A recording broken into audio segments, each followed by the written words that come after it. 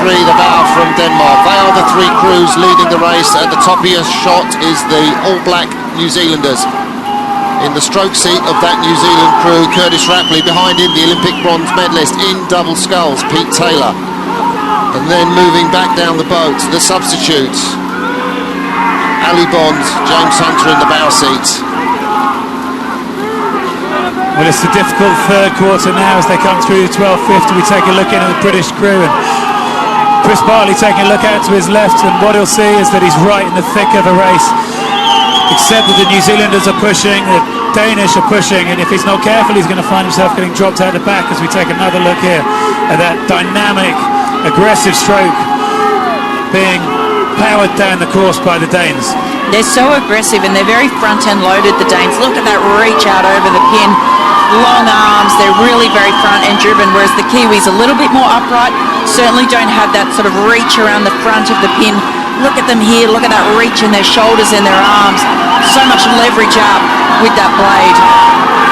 Really important, they're into the last quarter. Denmark went through on off splits just 0.2 of a second ahead of New Zealand, but it really is very close. The lead is changing hands all the time, but we know the Danes can sprint. Just to remind you, 6 weeks ago it was the New Zealanders by clear water ahead of the Danish crew, and Britain back in bronze medal position. It's a much closer race here. And the French, they were first in their semi-final, in the second semi-final, but they're out of it, they're back in fourth. They can't quite match it with the Brits and the Kiwis and the Danes here. The Danes now moving out to an even greater lead. I think that fluidity that they showed in the second quarter has really been a great base to build on. Made the move. Morten Jorgensen doesn't very often get caught, but the Kiwis will not lie down, and they have checked the Danish move. The All Blacks have checked the Danish move, and Britain charging on the All Blacks.